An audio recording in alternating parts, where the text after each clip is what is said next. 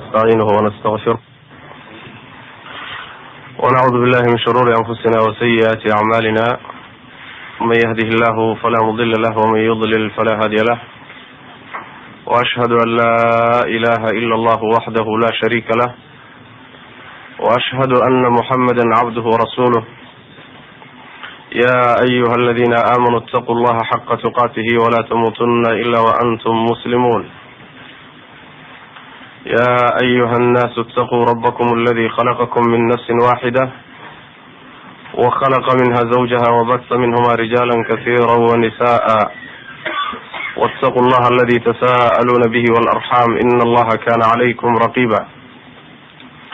يا أيها الذين آمنوا اتقوا الله وقولوا قولا سديدا يصلح لكم أعمالكم ويغفر لكم ذنوبكم، ومن يطع الله ورسوله فقد فاز فوزا عظيما. أما بعد، فإن أصدق الحديث كتاب الله، وخير الهدي هدي محمد صلى الله عليه وسلم، وشر الأمور محدثاتها، وكل محدثة بدعة، وكل بدعة ضلالة، وكل ضلالة في النار.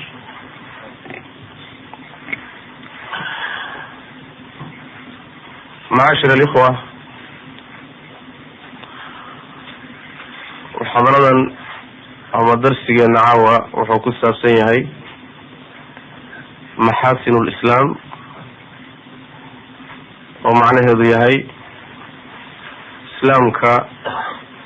iyo wanaagiisa ama wanaagyaalkiisa. waxaa kaloo loo dhihi karaa khasaa'isul islaam. diinta islaamku waxyaalo badan ay gooni la tahay oo dhaqamada kale ay kaga gedisan tahay oo ayna la wadaagin ayuu ku saabsan yahay biidn illahi tabaaraka watacaala. waxaan ula jeedaa oo qasadku uu yahay ruuxa muslimka ah ee diinta islaamka ku abtirsanaya inay u caddahay waxa uu ku abtirsanayo, qiimihiisana uu ogaado. shayga haddaad qiimaha uu ku fadhiyo ogaato oo agtaada uu qiimo ku leeyahay, waad ku far adeegaysa. haddiise uusan shaygu agtaada qiimo weyn ka lahayn, si fudud ayaad u dayacaysaa, ama si fudud baad uga tegaysaa, ama aada isaga dhaafaysa. in markay ruuxu u ogaado muslimkaa diintan islaamka ee uu ku abtirsanayo, ee u nasab sheeganayo, yacni wanaageeda iyo qiimaha ay leedahay, waxaad moodaa inay kamid tahay qodob ama qodobada dadka ku dhiirigelin karo runtii ruuxu inuu jeclaado diinta ilaahi subxaana watacaala, islaamnimada ku sugnaado, uu macnaha waxa weeyaan ku fara adeygo, waxyaalaha ka qayb qaadan kara ayay kamid tahay. walaalayaal, marka allah subxaana watacaala ayaa mahadda iyo gallada iska leh. rabbi subxaana watacaala wuxuu inoogu nimceeyey oo runtii aada u fara badan, aan la tira koobi karin. wain tacudduu nicmat allahi laa tuxsuuha. allah subxaana watacaala nicmooyinkiisa haddaad tirisaan ma koobi kartaan, tiro koob ma leh. laakiin nicmooyinku iyagoon tiro koob lahayn bay kala muhiimsan yihiin, kala wen yihin. nicmooyinka ilaahayna siiye subxaana watacaala in adduunka ku haysano waxaa ugu qaalisan ama ugu qiimo badan nicmada islaamnimada. meelo badan buna ilahi subxana watacaala arrintaa inagu xusuusiyey. laqad mana allahu cala almu'miniina id bacata fiihim rasuula min anfusihim yatluu calayhim aayaatihi wayuzakiihim wayucallimuhum alkitaaba walxikma wain kanuu min qablu lafii dalaalin mubiin. allah subxaana watacaala wuxuu leeyahay, allah wuxuu ku galladaystay mu'miniinta korkooda ayuu gallad iyo nicmo saaray rabbi subxana watacaala markii uu diray nebi maxamed salawaatu rabbi wasalaamu caleyh. rasuul soo diridii uu soo diray gallad bay ahayd, nicmo weyn bay ahayd. rasuulkaas oo yatluu calayhim aayaatihi, allah aayadihiisa ku dul akrinaya, wayuzakiihim dahiraya, oo wuxuu ka dahirayaa wasakda qarsoon ee qalbiga gasha iyo wasakda muuqata oo jidhka iyo akhlaaqda iyo gasha, intaba uu ka dahiraya. wayuzakiihim wayucallimuhum alkitaaba walxikma, wuxuuna barayaa kitaabka alle iyo xikmadda oo sunnadii nabigeena salawaatu rabbi wasalaamu caleyh. rasuulka hawlaha qabanaya intaan loo soo dirin baadi cad bay ku sugnaayeen bu rabbi subxana watacaala wain kanuu min qablu lafii dalaalin mubiin baadi iska cad bay ku sugnaayeen intaan nebi maxamed loo soo dirin salawatu rabbi wasalaamu caleyh rasuulka marka hawlaha u qabanaya bashariyada ama bini aadamka u qabanaya soo diridii lasoo diray gallad weyn bay ahayd rabbi wuxuu ka dhigayaa subxaana watacaala gallad layna siiyo iyo nicmo laynoo galato ugu weyn baa laga dhigaya meelo kaleeto qur-aanku arrimaha ku tilmaamaya arrintaa ku tilmaamaya in allah subxaana watacaala waafajintiisa islaamnimada uu ku waafajiyey ay tahay gallad ilaahay dushaada kuleeyahay subxana watacaala yamunuuna calayka an aslamuu qul laa tamunuu calaya islaamakum bal illahu yamunu calaykum an hadaakum liliimaani in kuntum saadiqiin niman waxay ahaayeen reer baadiyaha oo soo islaamay markaasay nabiga u yimaadeen sal alay wasalam waxay ku yidhaahdeen rasuul allow annagu waan ku raacnay oo waan ku rumaynay wax dagaala maadan nagu qaadin yacni waxay bilaabeen inay tiriyaan oy ka dhigaan islaamnimaday soo galeen inay ka dhigaan waxay nebi maxamed sal alay wasalam ay gallad u galeen oo kale waxay rasuulka wax u tareen oo kale iska dhigeen markaasaa rabbi wuxu uhi subxaana watacaala yamunuuna calayka an aslamuu waxay kugu gallad sheeganayaan inay islaameen waxaad ku tidhaahdaa laa tamunuu calaya islaamakum aniga waxba dushayda ha ku galladaysanina maxaa yeele aniga wax maydaan ii tarin haddaad islaamteen oo hanuunka qaadateen ood iimaanka qaadateen ma nebi maxamed wax u tarteen ma idinkaa lafihiina wax isu taray wey munaafacaadka halkaa ka yimaada idinkunbu idin soo noqonaya marka aniga waxba ha igu gallad sheeganine bal illahu yamunu calaykum an hadaakum liliimaan allah baa subxaana watacaala dushiina wuxuu ku sheeganayaa gallad buu alla idin galay maxay tahay waa hanuuninta uu iimaanka idinku hanuuniyey waa hanuuninta uu islaamnimada idinku hanuuniyey taasaa waxay tahay gallada ilaahay dushiina kuleeyahay subxana watacaala waa gacan ilaahay subxana watacaala idin geystay waa nicmo rabbi subxaana watacaala uu idin galay oo alla subxaana watacaala uu mudan yahay inaad uga mahad celisaan marka idinkaa gallad laydinku leeyahay ee nina idinku gallad kuma lihidin saasaa macnaha la baryay marka rabbi subxaana watacaala hanuuninta iimaanka uu ku hanuuniyey dadka wuxuu rabbi ka dhigayaa subxaana watacaala inay tahay minnada macnaha waa gallad waa nicmo iyo shay weyn oo lagu galo lagu siiyey wey saasuu rabbi ka dhigaya subxana watacaala marka nicmadaas qiimaha badan ee rabbi bixiyey subxaana watacaala walaalayaal wax ka weyn oo laysa siiye runtii ma jiro wax ka weyn oo laysa siiye ma uu jiro adduunyada iyo wax dhex yaalloo dhan uma dhigmo wax alla waxa adduunye ahoo dhan quruxdeeda iyo yacni xoolaheeda iyo hantideeda iyo dhaldhalaalkeeda iyo kulli markii laysku daro ilaahay subxaana watacaala iimaanka uu ku siiyey wax yaroo kamida uma dhigmo bal nabigeenu sal alay wasalam waa ka xadiidka saxiixa ku odhanaya labada ragcadood ee sunnada ee salaada subax ka horeeya ayaa ka qiimo badan ilaahay agtiisa adduunyada iyo wax dhexdeeda yaalloo dhan maxaa yeelay yani diin iyo iimaan ilaahay hadduu ku siiyey subxaana watacaala wax kaloo lagu siin lahaaba ma jiro wixii ugu qiimo badnaayo ilaahay bixiye subxana watacaala waa ku siiyey rabbi subxana watacaala nicmadaas rabbigeen ina siiyey oo soo diridii nebi maxamed salawaatu rabbi wasalaamu caleyh kitaabka la soo dejiyey inuu ilaahay ina waafajiyey subxaana watacaala oo dadkii iimaanka lahaa ee uu doortay uu nagu daray maxaa yeele dadka iimaanka dooranaya iimaanka qaadanaya islaamayahay waa dadka ilaahay xushay subxana watacaala oo u doortay yani waxa weye sida qur-aanku rabbi ku tilmaamay subxana watacaala uma awratna alkitaaba aladina istafayna min cibaadina faminhum zalimun linafsihi waminhum muqtasidun waminhum saabiqun bilkhayraati bal subxana watacaala kitaabka qur-aanka waxaan dhaxal siinay kuwaan dooranay bu rabbi yihi subxana watacaala oo addoommadanada ka mid a qur-aanka waxaa la dhaxal siiyaa iyo hadyigii nabiga sal alay wasalam dad la xushay oo ilaahay doortay subxana watacaala iyagiibaa 3 darajo noqonayo qaar dhaalimiin ah dhaalimka waxaa la yidhahdaa ama waajibaadka ilaahay saaray buu qaar ka tegey ama wixii ilaahay ka reebay buu qaar sameeyey dhaalimun linafsihi muqtasidna waa qeybta labaado waa qeybta waajibaadkiina gutay xaaraamtiina ka fogaaday wax dheeraadoo badanna aan la imaanin waa muqtasid waa dhexdhexaadkaas saabiqun bilkhayraati waa qolada saddexaado waa qolo waajibaadkii gudatay sunnooyinkiina ku daray xaaraamtii ka fogaaday wixii xaaraamta ka agdhow iyo makruuhana ka fogaaday kuwaana waa saabiqun bilkhayraati wey waa qolada hore waa qolada rabbi subxana watacaala meel kale uu ku yidhi wasaabiquuna asaabiquuna ulaa'ika almuqarabuuna u rabbi yihi subxana watacaala marka guud ahaan ama midka dhaalim linafsihi ha noqdo ama midka muqtasidka ha noqdo ama midka saabiqa lagu tilmaamo ha noqdo saddexdooda waxaa ka dhexeeya rabbi baa subxaana watacaala wuxuu u doortay kitaabkiisa u doortay iimaan baa la siiyey wey macana.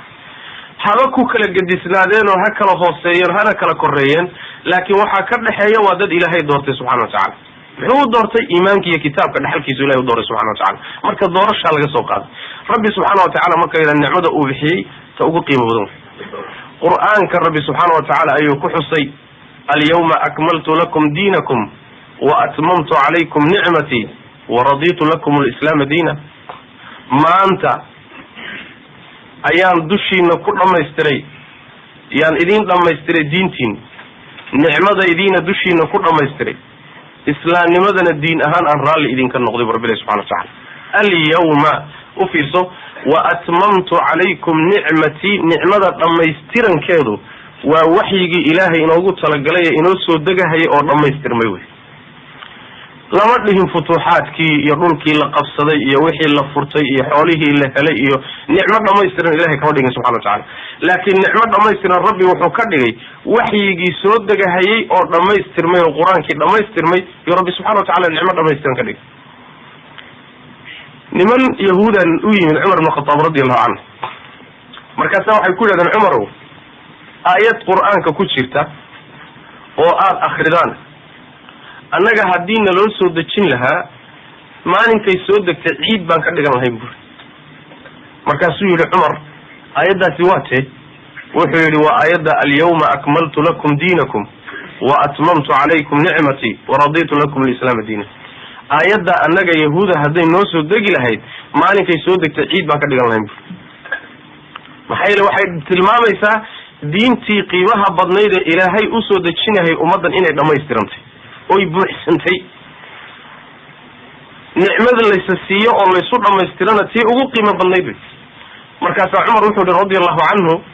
ilaahay baan ku dhaartay maalinkay soo degtay iyo meeshay ku soo degtay iyo saacadday soo degtayba waan garanayaa bui. waxay ku soo degtay buui nabiga sal lla alay wasalam oo banka carafa taagan, maalintu ay maalin jumca tahay, salaada casar kadibna ay tahay. xilligaasay nebiga kusoo degtay salawatu rabbi wasalaamu caleyh. macnaha wuxuu ka wadaa haddaad ciid ka dhigan lahaydeen iyo munaasabad weyn maalinkay soo degtay aayaddaasi hadday idiin soo degi lahayd annagaba munaasabad weyn bay noo tahay bui. oo macnaheedu waxa weeyaan yani maalinku maalin jumca wey, waa ciid.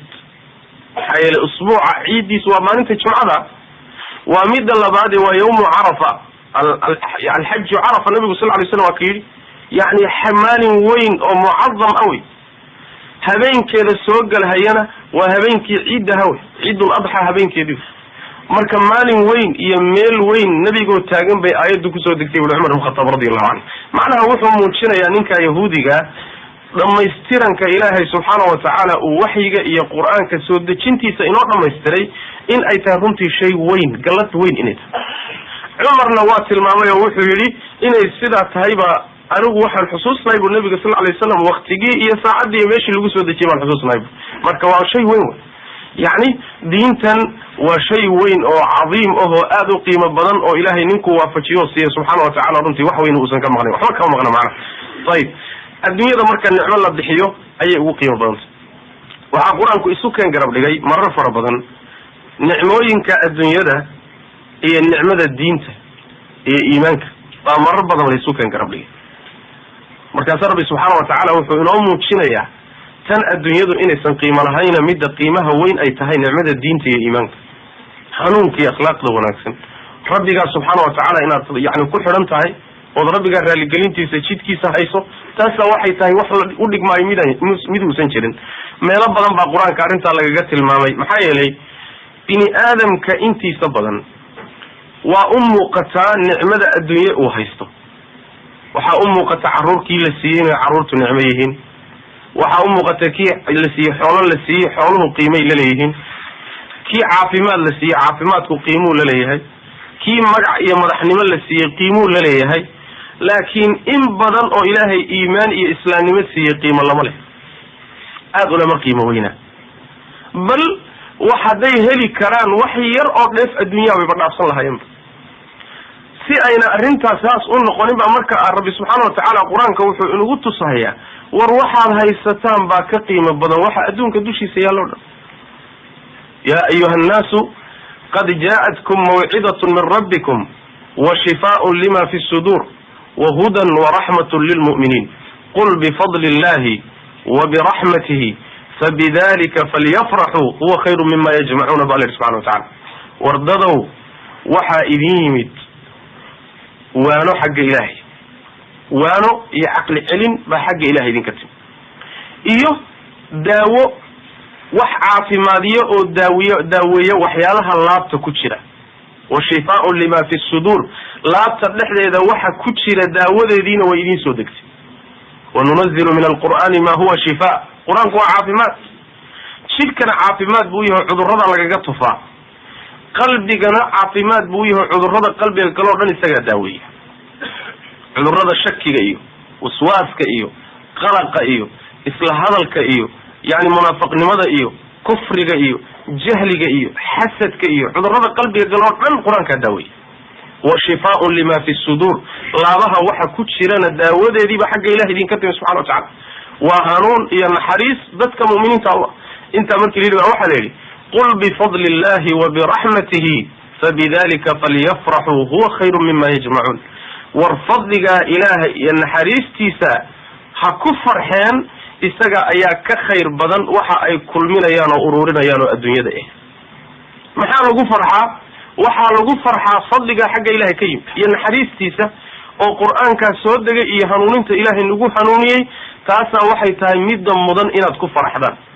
ayadana ka khayr badan oo ka fiican waxa aad kulminaysaan oo ururinaysaan oo ama xoolo ama caruur ama guryo ama gaadiid waxa aad ururinaysaan ayada ka khayr badan saas daraadeed haddaad mid ku farxaysaan oo qalbigiina ay ku weynaanayso tan ku farxa rabbiga subhanahu wa ta'ala tan ha ku farxeen sana qiimo leh rabbiga subhanahu wa ta'ala rabbiga baa walaalayaal saayna leh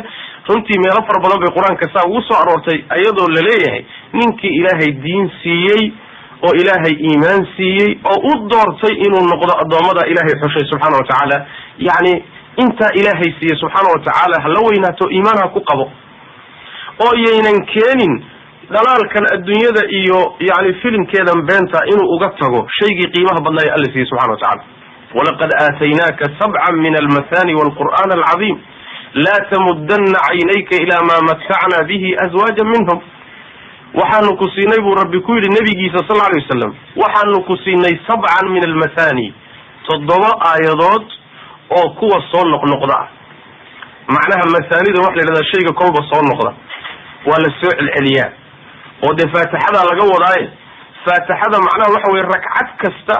إن لغو أخريا لازمة هذا ركعات كتير دم لغو السوء عليه من المثاني وتضبع يضاده للسوء العليه ومر والبالله أخريون إيه قرآن وين بانكو سيني إسلا إيضا لقوة سيدي حديث النبي صلى الله عليه وسلم فاتحة لغو سيئي بالي حديث فاتحة لغو سيئي لا تمدن عينيك إلى ما متعنا به أزواجا منهم وحا أن أقرى حينيك وحق على ذا كمدا oo adduunyada dheefteeda waxba ha u hanqal taagin waxba indhaha ha u taagin wax ka qiimo badan baa lagu siiyay muxuu yahay waxa ka qiimo badan lagu siiyay waa faatixada oo ruux ilaahay subxaanahu wa ta'ala faatixada siiyay maxaa kale uu baahay rasuulkeena sallallahu alayhi wasallam baa waxa la barayaa oo la leeyahay hadiiba ilaahay faatixa kugu soo dejiyo quraanka weyna gaala waxay haysatay adduunyada dhaldhalaalkeeda waxba ha ku falin waxbana ha u hanqal taagin wax ka deeqo oo kaaga filan buu ilaahay ku siiyay subhanahu wa ta'ala wixii rasuulkeena lagu yiri innagana waa leeynoo yiri waxay nabigeena sallallahu alayhi wasallam waa lagu halqabsanaya maadaama waxyiga isaga uu ku soo degayo waa lagu halqabsanaya laakiin ahkaamta la jidaynayo iyo hadalka loo jeedinayo innagana waa leeynoo jeedinayo marka waxa la leeyahay ilaahay haduu diin idin siiyay diintaas ku deeqtoomo oo ayadu haydin deeqdo ayada haydin la weynaato qiimaha idin la yeelato wax kale ha ku doorsanin oo ha dhaafsanina saasa macnaha leena baray walaalayaal inay nicmadani tahay diintu iyo iimaanku uu yahay shayga wax walba ka qiimo badan waxaad ku garanaysaa maalinta qiyaamada marka la tago nicmo kale haraysa ma jirto wixii kale oo dhan waa baaba'aya wixii kale oo dhan waxay kaga siman tahay intaad ama adduunka dhaafayso ama iyaduba ay ku dhaafayso laakiin midda kula jiraysa oo haddaad dhimato qabriga kula gelaysa haddaad soo baxdo lagu soo noolayo dib lagu nooleeyana kula imaanayso haddaad janno gashana janno kula gelayso cadaab ilaahayna aad kaga badbaadayso adduunkana ku ilaalinayso oo ku waardiyeynayso waxaan dani kuu jirin kaa waardiyeynaysaa waa diinta diinta iyo akhlaaqda iyo iimaanka. ama adduunka isaga waad ka tegi. saas daraadeed baa aakhiro markii la tago oo mu'miniintu ilaahay ay u mahad celinayaan, xoolihiiba ma xusayaan,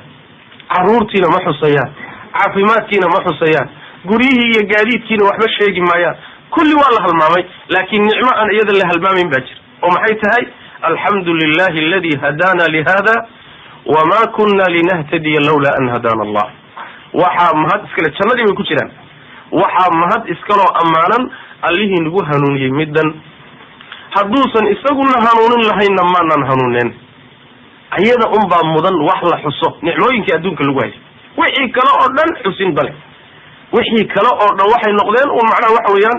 yani waxa weeyaan un bus dabayl qaaday bay noqotay. bus dabayl qaaday, waxba laga soo qaadi maayo. saas daraaddeed walaalayaal, shayga qiimaha mudan ee qiimaha leh waa ilaahay diintiisa subxaana watacaala. ruuxii ilaahay iimaan siiyey waa inuu ku faracdaygo. ruuxii ilaahay islaam uu ka dhigay waa inuu ku mitido oo uusan siisanin oo dhaafsanin waxa aan qiimaha lahayn. waa inuusan dhaafsanin. shaykii ugu qiimo badnaa haddii lagu siiyey ood garanaysa inuu qiimo leeyahay ma bedelanaysa. masalan adigoo dahab haysta aadna garanayso inuu dahab yahay, dhagax ma siisanayso, bilaashna u tuuri mayso. laakiin dahabka markaadan garanayn inuu dahab yahay oo dhagax uu kula noqo, soo iska tuuri maysid culayskiisa. saas dad badan oo masalan maanta leeyahay diintii buu ka tegey, yani waxa weye wuu ka baxay, waa ridoobay, yani waa faasiqoobay, diintii macnaha waxa weye waa sababta ku keenaysa waxa weye marka horeba wuxuu watay muusan garanayn wuxuu ahaa. ma dhagax buu wataa, ma dahab buu wataa, ma luul buu wataa, ma jawhar buu wataa, wuxuu wataba ma garanaynin. culayskiibuu iska tuuray marka. maxaa yeele wax qiimo laba inuu wato lama ahayn. shayga hadduu qiimo uusan kula lahayn si fiican baad uga tegaysa. laakiin hadduu qiimo kula leeyahay waad ku fara adeegaysaa ilaa aqsa xad. xataa naftaada hala qaado, xoolahaaga hala qaato, dhib kastaa kusoo gaadho, iyadaad ku fara adeegaysa. sababto waxa weeyaan shay yani waxa weye aada og tahay wey ka tegitaankiisu inay dhibaato o dhan ku keenayso, haysigiisana inay dantaada ku jirto macnaha. walaalayaal marka yani qodobkaas yani waxaan yani doonaya inaan ku tilmaamo, ilaahay subxaanahu watacaala wax ka weyn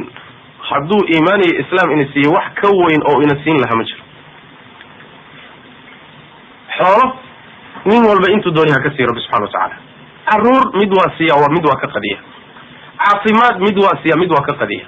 magac iyo mulki iyo boqortooyo mid waa siiya, midna waa ka qadiya. laakiin wax qiimo le ma ah. shayga laakiin qaaliga waxa weeye ee raasamaalka ee lafdhabarta ah waa diinta iyo iimaanka. khaasatan ilahi subxana watacaala diinta walaalayaal inoo soo dejiyey khasaa'is bay leedahay. waxyaala waxay leedahay aan lala wadaagin oo dhaqan kale oo bini aadan dejistay ama bulsho kaloo adduunka maanta ku nool ay haysataay aan laga helinin. xataa khasaa'istaas mumayizaad buu leeyahy, ama khasaa'is buu leeyahy, ama maxaasin iyo waxyaalo aada u quruxsan oo quruxda islaamka muujinaysaa jirta. waxaa kamid a masalan qodobadaas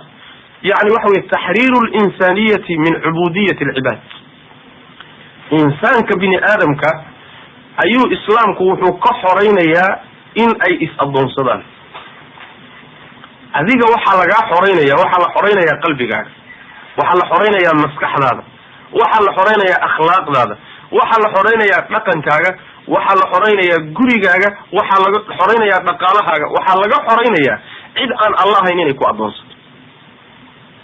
cid aan alla ahayn inay ku adoonsato la diidan yahay. laa ibliis baan la ogolay inuu ku adoonsado, walaa kuwo yani waxa weya yani bini aadam ah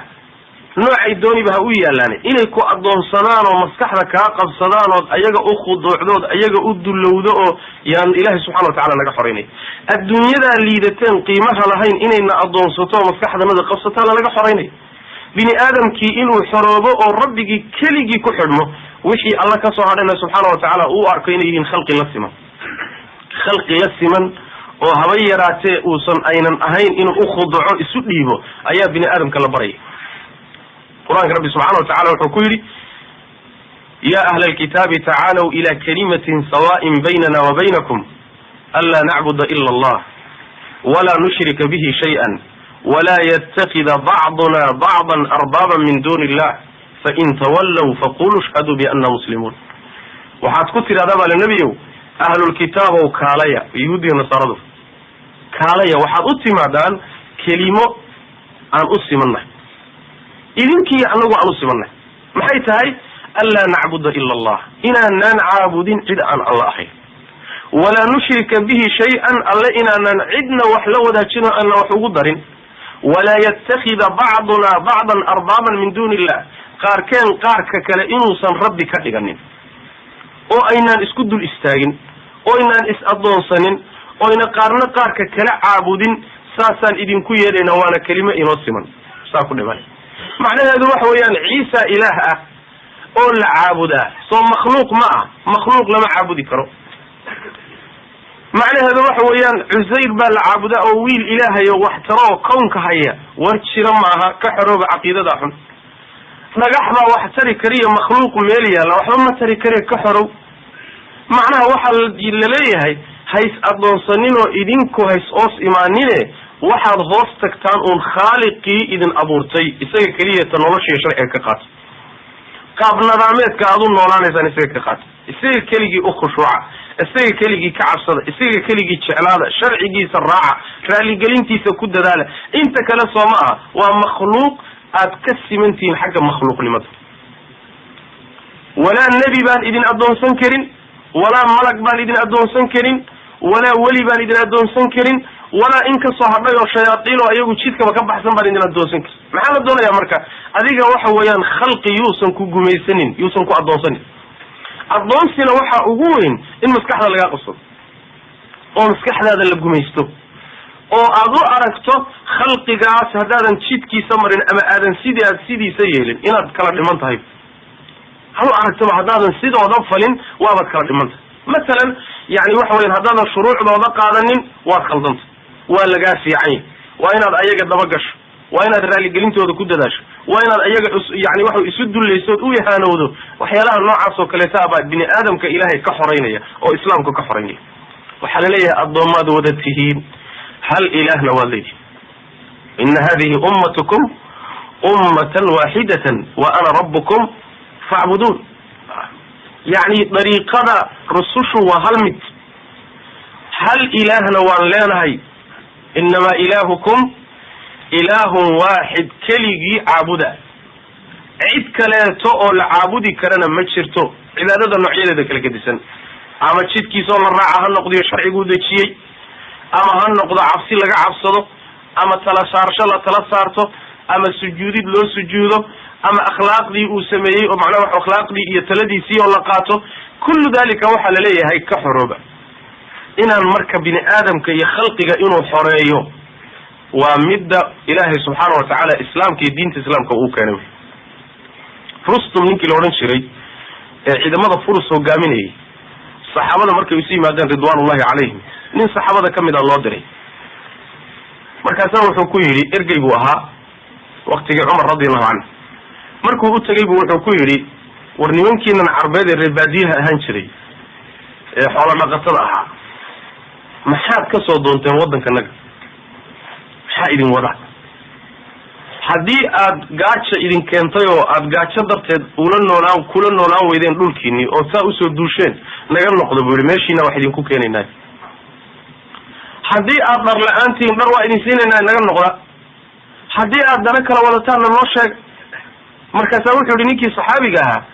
yani waxaanu nahay buu ummad baanu nahay ibta'athana Allah linukhrij al-ibada min ibadati al-ibad ila ibadati rabb al-ibad wa min jawr al-adyan ila sa'at al-islam waxaanu nahay buu ummad ilaahay uu soo saaray socodkan aan soconen duulaanka idinku nahay furus qabsanayno ruun qabsanayno ilaahay baa soo diray oo jaziratul arab laga soo saaray maxaa loo soo saaray لنخرج العبادة من عبادة العباد الضوامضة إن كسرنا عبادة أي عابدة هيان الضوامضة كلام وأن أصرنا إن كل جود كالعابدة يكوح عابدة يوألا كرجين عابدة والله حرية يفضل كان عند لقطة يعني لقميساني وأي قميساني يا ولاد دول مدحنا محيا مدحنا لو سجود شري ومدحنا العابد شري ومدحنا واحد ترى وحها وأمر كذا لما خلاف كريم مركو ضد كان قميساني ساند idin caabudahaya ee adoonsateen inaan idin ka hoos bixino oo idinka ay idin caabudayaan iyo iyaguba aad Allah u sinaataan hawshaasaan u soconaa xoolo adigu waxaad ka hadlaysaa gaaja idin haysayo yani waxaad ka dhaxbo hawl baan u soconaa hawshaan u soconaa waa midda cidhiidhiga diimaha kale inaan dadka ka saarnaan doonaynaa oo diinta islaamka waasacnimadeeda aan u bixinaan u soconnay. cidhiidhiga adduunyada inaan ka bixino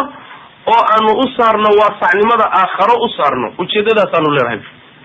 marka diinta islaamku maqsadkeeda ugu weyn waxa weeye in khalqigan laga xoreeyo is-adoonsiga iyo isgumaysiga isgumaysanaya. ninna nin adoon umaha, ilahay baa addoomo la wadaya subxana wa tacaala. taasi waa qodob. qodobka kale waxa weeye khasaa'ista shareecada waxaa ka mid ah in bini aadamka labada qaybood uu ka kooban yahay, labaduba mid walba wuxuu rabo in la siiyo. labada qaybood bini aadamka jirkiisu ka kooban yahay, yani waxa weeyaan uu ka kooban yahay, midna waa ruuxda, midna waa jirka. labaduba waxay leeyihiin madaalib,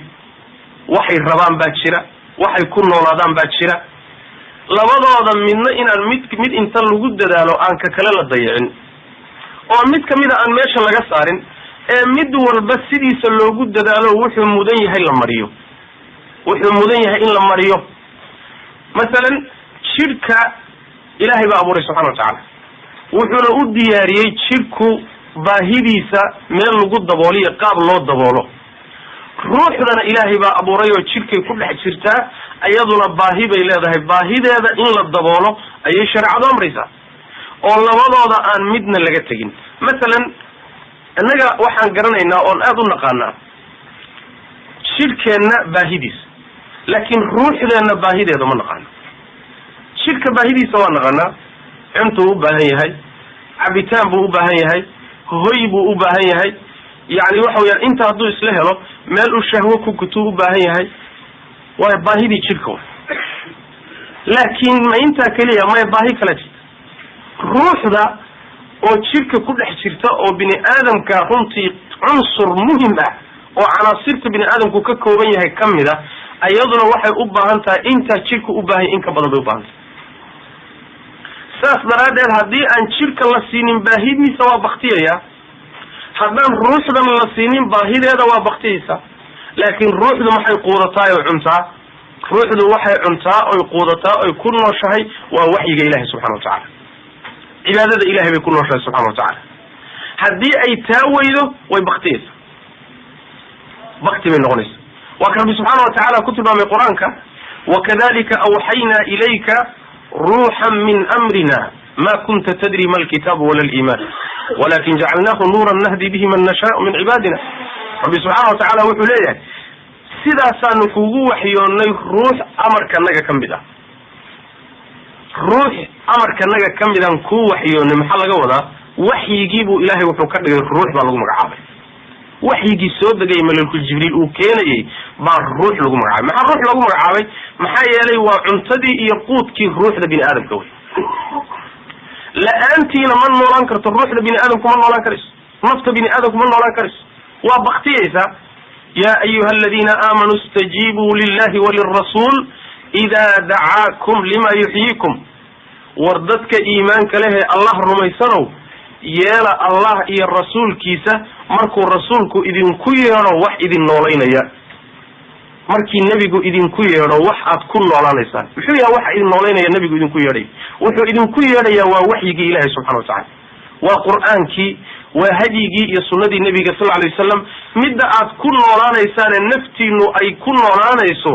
ay cuntada iyo quudka ka dhiganayso waa waxyigaa rabbi subxana wa tacala. haddii ruuxu u waayo taa iyada macnaha waxa ruuxdiisu mayd bay noqonaysa. waxyiga ilaahay soo dejiyey wuxuu quluubta u nooleeyaa iyo ruuxda u nooleeyaa sida roobka uu dhulka u nooleeyo o kaleeto. masalan dhulka isagoo nabaad guursan oo yani abaar ah oo ingegay baa roob kusoo da-aya, marka waxaad arkaysaa dhulkii oo ubaxa iyo caleenta noocnooca iyo quruxdiisa alla yaabayso waa noolaaday. sidaasoo kale waxyigu wuxuu markaba nooleeyaa oo doog ka soo saaraa iyo daad uu ka soo saaraa qalbiga oo uu nuuriyaa. waa ka nabigeena sal alay waslam xadiidka saxiix muslimka ku yaala min xadiidi abi muusa alashcari, nabigu sal alay wasalam wuxuu yihi inamaa mathalu ma bacatani allahu bihi min alcilmi walhuda kamathali gaysin asaaba ardan buu nabi yuri sal alay slam. waxa ilaahay ila soo diray oo ii soo dhiibay oo cilmiga iyo hanuunkiihi wuxuu la mid yahay buu nabigu sallallahu alayhi wasallam sida roob oo kale dhulku da'ay. roobku markuu dhulku da'o dhulku saddex qaybood buu noqdaa, saddex qaybood buu qaybsan markay dhibicdu da'do roobku da'o. qayb ka mid a dhulka waa qayb carasan la yidhaahdo oo roobku markuu ku da'o biyihii bay qaadanayaan, kadibna daaq iyo doog iyo beer buu soo saaraya. qaybta labaad waa qayb aan iyadu waxba soo saarin laakiin biyihii da'ay bay qabataa, oo waa waraha iyo baraagaha iyo balliyada iyo kuwaas biyaha qabtana waa qaybta labaad wey. qaybta saddexaad waa dhulka caraseesha la yidhaahdo oo biyana ma qabto waxna ma soo saaro. saddexdaasuu dhulku u qaybsamaya markay dhibicda biyuhu timaado. nabigu wuxu uri sal alay wasalam markii waxyigu yimaadana quluubta bini aadamku saddexdaasay u qaybsamaysa. qaar quluubtii ka mid a iyo arwaaxdii waxay qaadanayaan waxyigii iyo cilmigii iyo hanuunkii xagga ilahay ka yimid, markaasaa waxaa ka baxaya qalbigii doog buu soo saaraya. dooguu bixinaya muxuu yahay? dooguu bixinaya waa salaadii, waa soonkii, waa xajkii, waa sakadii, waa khayraadkii. waxan aad samaynayse khayrka ah waa doogii ka soo baxay qalbigu markuu qaatay, ruuxduna cabtay ilahay waxyigii xaggiisa ka yimid subxana watacala. quluubta qaar ka mid a oo qaybta saddexaad ah wixii way qabanaysaa, way maqlaysaa, way dhegaysanaysaa, way baranaysaa, laakiin wax doogoo ka soo baxaya ma jiro. waa laga intifaacaya, dadkii bay baraya ka baranaya, waa laga cabahaya, waa sida dhulka biyaha qabtay oo kaleeto. laakiin biyihii haddii laga dhamaysto isagii waa ka ingeganya. waa dadka intay qalbigoodu wax ogaado wax barto kadibna aan dhaqan ugeysanin, aan ku dhaqmayni wey macana. qaybta saddexaadi waxa weeye waxyigii markuu yimaado caraseel way qalbigooda, ruuxdoodu waxba ma qaadanayso. waa caraseel, biyihii waa dul maraya, waxyigii waa dul maraya, waa tegahaya, wax intifaacoy ku qaadanayaanna ma jiro, mana qabanayaan, cidna ma anfacayaan, iyagana kuma intifaacayaan. marka nabigu sal alay wasalam waxay roobkii soo da'ahayey ee dhulka dooga ka soo saarahayay iyo waxyigii samada ka imaanayey ee qalbiga dooga ka soo saarayay buu nabigu isku miithaaliyey salawatu rabbi wasalaamu caleyh. nabigu sal alay wasalam isku tusaaliyey. taa macnaheedu waxa weeyaan quluubta waxaa nooleeya ilahay waxyigiisa subxaana watacala. ruuxdu waxay ku noolaataa oo deefsataa oo deeqa oo cunto iyo cabitaan u ah ilahay waxyigiisa subxana watacala, raalligelinta ilahi subxana watacala. wa ficlan taasayna ku degtaa, taasay ku degtaa. waa midda rabbi subxana watacala gaalada uu ku tilmaamay. gaalada rabbi wuxuu ku sheegay subxaana watacaala inay yihiin mayd, inay yihiin mayd, inay yihiin inaka laa tusmicu lmawta. kuwa baktiyey ee dhintay waxba ma maqashiin karti baa nabi yuri sal alay slam. kuwa dhintay waa kuwa, waa gaalada. oo maxaa bakti loogu tilmaamay? waa kuwan xooga badan ee intaas macnaha waxa way technolojiye iyo horumar iyo dhismo iyo waa kuwan adduunkii camiraye. maxaa shareecadu u tiri waa bakti? sababtu waxa weeyaan ruuxdooda bakti, qalbigii waa bakti, qaybtii muhimka ahayd ee yani bini aadamka qaybtiisii ugu muhiimsanayd baa maqan. waa mawt alqulub wa mawt alarwaax wey. wax haba yaraatee ay ogyihiin ma jiro, laakiin ruuxa mu'minka jirkiisuna waa nool yahay, qalbigiisuna waa nool yahay. saas qalbigiisuna waa nool yahay. nolosha marka waxaa laga helaa, waxyigaa laga helaa, waa nolosha dadka intooda badan runtii aan u muuqanin o ynan arkaynin wey. ayib, ta labaad, qaybta labaad waa qaybta jidhka, isaga waynu naqaanaa. shareecadu waxay tihi marka ruuxda siiya, sadkeeda siiya, cuntadeeda siiya, cabitaankeeda siiya. alaa bidikri illahi tatma'inu lquluub. quluubtu ilahay dikrigiisay ku xasishaaye dikriga ilahay quluubta siiya.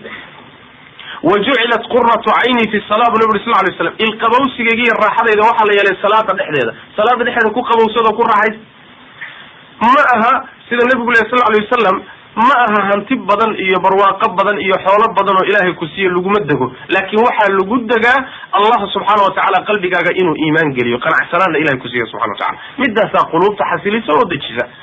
marka jirhkii baahidiisa si waxaa lagu yidhi jirkaaga ilaali oo wixii ilaahay ku xalaaleeyey oo xalaala isticmaal. qul man xarama ziinat allahi alati akhraja licibaadihi wاطayibaati min alrizq qul hiya liladina aamanuu fi lxayaati dunya khalisatan ywma alqiyama. war yaa xarimay oo dadka u diiday quruxdii iyo cuntadii dayibaadkii wanaagsanaaye ilaahay u xalaaleeyey. mu'miniinta iskale adduunyada aakharana iyagay gooni u tahay bu rabbi yihi subxana watacala. waxyaabaha la isku qurxiyo iyo waxyaalaha la intifaacsado manaafacaadkoodu badan yahay xalaashana ah mu'miniinta adduunka iskale aakharana iyagay gooni u tahay bu rabbi subxana watacala marka yaa u diiday yaa ka xarimay rabbi ilahi subxana watacala yaa ka xarimay macnaha looma dhawaan karo wey marka rabbi subxana watacala wuxuu ku yihi cun wakuluu washrabuu bu rabbi subxana watacala cuna oo cabba laakin ha xadgudbina xuduudda shareecada un ilaali laakin cunto cab cabitaan cab cuntada cun guurso shahwada gudo guri dhiso hanti yeelo yani waa lagu ogolay laakin maxaa lagu jeexay waxaa lagu jeexay jid halkaa ha gudbin halkaana ha gudbin halkaa ha gudbin markaad raadinaysana jidkaas ku raadi markaad heshana jidkaa ku bixi saas u ilaali baa lagu yii laakin waa lagu ogolaaday oo jidhkaagiibaa ku nool sida taa lagugu ogolaaday baa lagu yihi taa keliya maahe qayb kaleo ka muhiimsan baa jire ruuxdiina iyadana ku dadaal oo dheefteeda si oo iimaankii iyo ilahay oo lagu xidhmo subxana watacaala ruuxdaadu halahato qodobkaasi waa qodob koobaad oo shareecada islaamku maxay isu dheelitirtay waxay isu dheelitirtay baahida jidhka iyo baahida ruuxda laakin haddaad diimaha kale fiirisaan ama waa diin aan dhaqamada kale bini aadamku dejistay haddaad fiirisaan ama macnaha qaybta jidhka unbay xooga saaraysa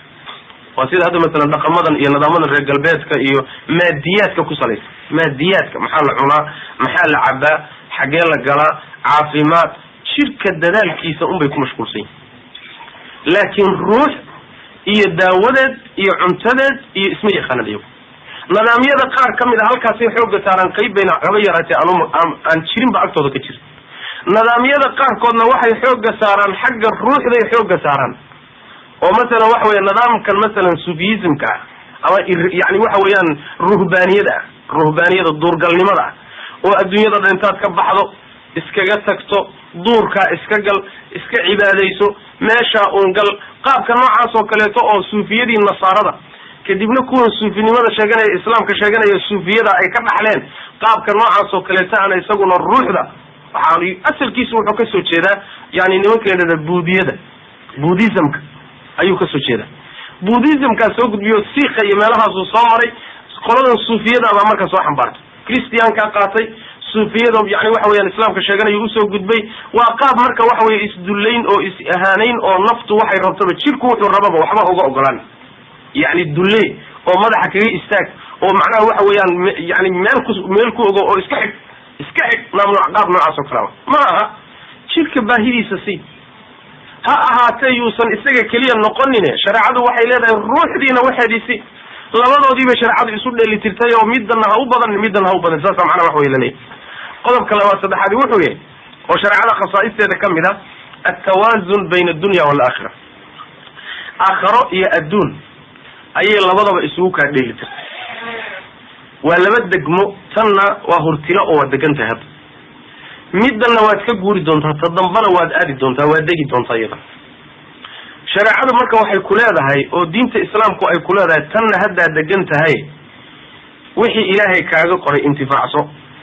mid kaloo dambaa jirto iyadu rasmiye oo lama huraaneh xawsilan waa lama huraaneh middaana wax dhigo iyadana guryo ka dhiso wax diyaarso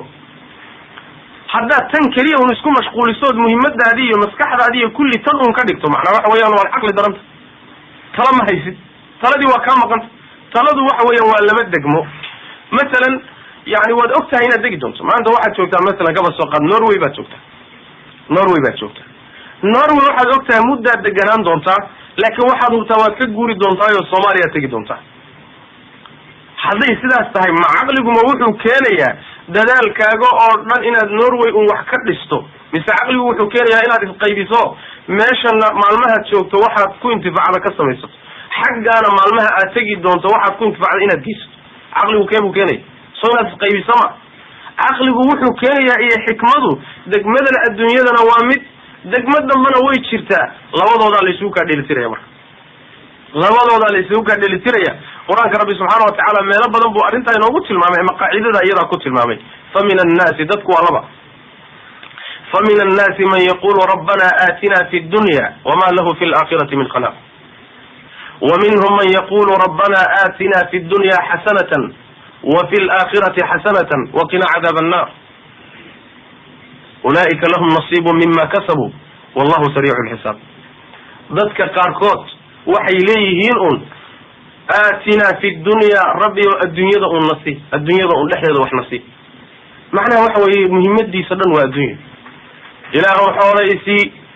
oo caruur isii oo hanti isii oo macnaha caafimaad isii oo magac isii wixiisa dhan intaa ma dhaafsiis, wixiisa dhan adduunyada un waay. rabbi wuxuu yihi subxaana watacaala kuwaasi aakharo degmadeeda waxba kuma leh. kuwaas waa kuwo rabbi subxana watacaala eedeeyey, waa khaldan yihiin. kuwa saxsani waa kuwa ka dambeeyo wa minhum man yaqulu rabbana aatina fi dunya xasana, waxaa kamida dadka qaar odhanaya ilaahu adduunka tii wanaagsaneed nasiib, wa fi laakhirati xasanatan, nolosha dambe aakhirana tii wanaagsaneed nasiib, waqina cadaab annaar, naarta cadaabkeedana ilaahu naga ilaali. rabbi wuxu uhi subxana watacaala ulaa'ika lahum nasiibun mima kasabuu, kuwa way kuwa aakhara wax ku leh. adduunkana wixii ilaahay u qoro xalaal abay intifaacsanayaan, aakharana waxbay geysteen oo ilaahay agtiisa u yaalla subxana watacala. kuwaasuu ilahay ammaanay subxana watacala. maxaa yeelay caqligii iyo xikmaddii bay ku socdaan. haddii labada degmaba ay rasmi tahay, midana wax dhigo taana beer wax geyso macna, labadaba midna ha ku qadin. haddaad labadaba isku heli karto inaad isqadisa maaha oo labadooda mid kamid aad ku qadto. waxaa kamid a aayaadka macnaha tilmaamaya ninkii la odhan jiray qaruun fi suurati alqasas. rabbi subxaana watacaala markuu ka warramayay ninkii la odhan jiray qaruun, yani suuradda aakhirkeeda qisada kusoo arortay. qaruun nin xoolo badan buu ahaa. ina qaruna kana min qawmi musa fabaqa calayhim waaataynahu min alkunuuzi ma ina mafatixahu latanu'u bilcusbati uli lquwa id qaala lahu qawmuhu la tafrax ina allaha la yuxibu. wuxuu ahaa aada u xoolo badan oo rabbi subxaana watacaala xoolihiisa markuu tilmaamaya say u badnaayeen, khazaa-inta iyo istoorada ama khasnadaha xooluhu ku jiraan furayaashooda in la qaado haddii loo baahdo rag kooxa un baa qaadi kara. xoolo inte leg ma aha, xoolihii ma aha, xoolihii furayaashoodii ayaa waxaan qaadi karin nin iyo laba nin midna ma qaadi karaan. rag kooxa waa in la isugu yeedho marka furayaasha la doonayo in la qaado. intee bu xoolihiisu leegahay ninkaas? soo aad uma badan, aad bay u badan yihin. ninkii nooca ahaa ayaa dad wan wanaagsan baa helay oo way la taliyeen. waxay ku yidhahdeen qaruunow waxay ku yidhaahdeen ilaahay subxaana watacaala wuxuu adduunka ku siiyey, wixii ilaahay kaaga qoray ka intifaacso, aakharana waxgeyso oo dadka u samafal, xoolahan ilaahay ku siiyeyna ha ku kibrin. yani waxa weye laba isku darsay leeyihin. waxaan ilaahay ku siiyey hantidan faraha badan inaad adduunkaaga intaad joogto intifaacsato, laakiin degmo dambe iyo nolol dambaa jirtee waxoogaagan hadda ku hor yaalla ayayna ku seejinina, taa dambana waxgeyso oo shaqayso. saas tanna intifaacso wixii ilaahay kuu qoray, taa dambana waxgeyso, xoolahan ha ku kadsoomi.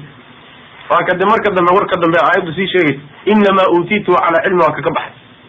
ma waxaan yani waxa weeyaan ciyaar mehe, waxaan ku helay bu leeyahy maarata aqoontayda iyo yani waxa weya maarata kartidayda iyo dadaalkayga iyo yaan ku helay bu leeyahy. maaha wax bilaash igu soo galay. seed u hadlaysaan idinku? saasuu leeyahy. seed u hadlaysaan wax bilaash laigu siiyeyba? marka waa bini aadam. macnaha waxa weeyaan qur-aanku wuxuu tilmaamayaa ninka xoolaha le talada la siiyey ee qur-aanka rabbi ku sheegay ba waxay tahay adduunkaagana iyo aakhiradaas, adduunkaaga iyo aakhiradaas yani ha ku kadsoomin middan hore. bini aadamkaa sidiisaba wuxuu yahay, haddii maanta intaad u timaado aad ku tidhaahdo socotaynuna, haddaad ku tidhaahdo macnaa waxa wey aad tidhaahdo maanta in lagu siiyo $10,000 iyo 3 sano kadib $1 milyan in lagu siiyo, labadaa kala dooro hadii la yidhahdo, bini aadamka rabbi siduu ku sheegay waa cajiil o wuxuu leeyahay war wax dib wax iga noqon doonta yaa baan garana, bal 10,000 aan la siiyo. 10,000 baa hadda la hubaaye, waxba milyankaas dambe meesha doonaya ka dhac. marka bini aadamka degdeg badan. bini aadamku sidiisaba cajuul weeyaan oo maalinkan wax ka hor muuqda mooyaane waxa dib ka soo socdaba xisaabtiisu ma badno. laakiin indhergaran haddaad tahay oo waxa soo socda aad og tahay aadna garanayso, ruuxa caqliga badan waa ruuxa dib u xisaabtamo, waa ruuxa dib u xisaabtamo. shareecadeena marka waxayna leedahay diinteenuna baraysaa labadaba wixii ilaahay idinka qoray ka qaata subxaana watacaala. xadiidkii xandalat alasadi ayaa isaguna nas ku ah, imaam muslim uu soo saaray. xandala waa ka nabiga waa ka u yimi abubakr sidiiq radiallahu canhu, markaasuu yihi abubakarow xandala waa munaafaqoobay, isaga isku wada munaafiq baan ahay. hor maxaa dhacay? وحيد مركا النبي قال له صلى الله عليه وسلم أو نوانين أيو نوعديه أيو واحد مدة النبي النار تيني هرت نذكر موقت سيدا معاه درين كان درين إني اسبدل كقلبي كانوا كل عي عصير النجليس مركا كتج له عرورتي يحوله يحق الله وحن هالمامينا وحي قلبي إنه كشري قلبي إنه يسبدليه واحد تدوخ هالمامينا أو قلبي يسبدليه أو عصيري بقى نجبح حيث أدويدي ما نكون مشغولين هذا اسبدل مركا هل كان شوكتنا سيدرات حاجة مركا تكتنا حالكا هو اسبدل المنافق بالويق على السدود الكسور يوجيه ده فرح بدر إن المنافق بانو ملهم منافق إن هيبانو ملهم أبو بكر باوحي الوراني لفظي عمر كاسواي هياي لفظي نوبي هياي فلقى النبي قال عدنا صلى الله عليه وسلم النبي قال رسول كان له صلوات ربي وسلام عليه مركب سلام بوحي يا رسول الله نافق حنظله النبي محمد هو منافق وبي مركز يجي النبي صلى الله عليه وسلم سبحان الله ورحمه الله وعلله وحول الرسول الله منافق معنا باسمي زامي أحيان الروح يعني وحويان وحكستو وصمينا يبا لفتي نفتي في عمل كيسو لليتو صاصا الويق أنا ذاتك مؤمنين تا أيقو بدال هاي هذا الروح إنه عفصده عمر رضي الله عنه مركي جيريدو كتن نبا أصوق علي بل يرى مركزو أماني وحويل أمانتا يا وحا تيرنا يصورلوك هذه waxaan jeclaan lahaa buu yiri intii aan soo sameeyay inaan daalacna la ii raacanin abaalgudna la isiinin ee labadoodu ay isla dhacaan aniguna aan nabad galo baan ku rayn lahaa oo Umar ibn Khattab radiyallahu anhu saas marka munaafiqoobay buu rasuul Allah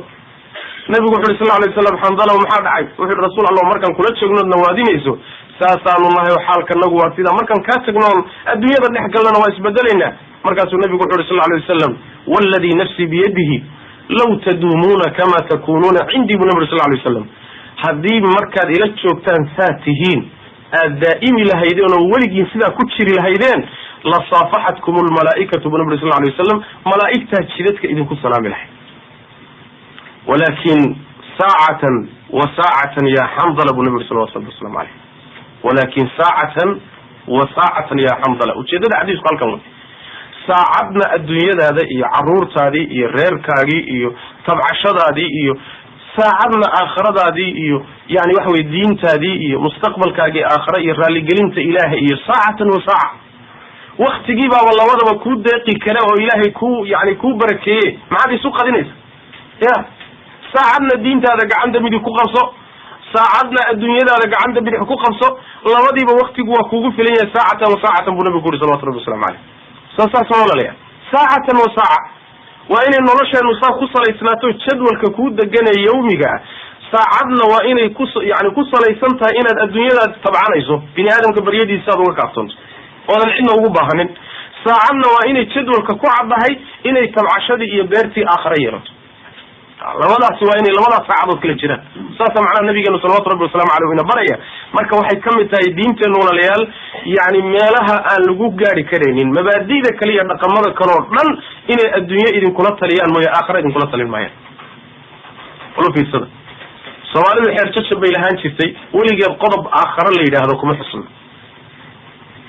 markan reer galbeedkeeda aragteen hadda yaani wax weeyaan la weyn ee dadku la wareersan yihiin qiimaha weyn la leh hal qodob oo aakhira xusaayo kuma jiro soo nolol weyn oo la tagi doono oo hubna ma ah wax xusitaana hal qodob hatta meel yaro xaashiya meel hoose hatta aakhira wax leeyahay kaga xusun soo naqsi ma haya dhimanaan ma bini aadamkii aqli gaabniisa ku tus si kasta haduu khabiir u yahay oo cilmi badan yahay inta soo jaamacadood ka baxay oo yaani waxa uu dajinahay mar walba waa wax kala dhimo waa wax naaqis maxay yeelay garashadiisa iyo garaadkiisa cilmigiisa dhiman heer uu gaadhay waa dhimay saas macna qodobka kale wuxuu yahay walaalayaal ee shariicadeenu khaaska la tahay wax la yiraahdo ashumuliya shumuliyadu laba way dadka ay shariicada diinta islaamku ku wajahan tahay ee lagu la hadlayo loogu talagalay jinsi gooni ama midab gooni ana ma bulsho gooni ana ma dabaqad gooni oo yaani bini aadamka kamidana looguma talagalay laakiin waxa loogu talagalay bashariyado dhan baa loogu talagalay bal ilaahay wuxuu ugu talagalay saqalaynka insiga iyo jinniga labadaba waa loogu talagalay rabbi subhanahu wa ta'ala quraanka meel badan ku tilmaamay suuratul furqaan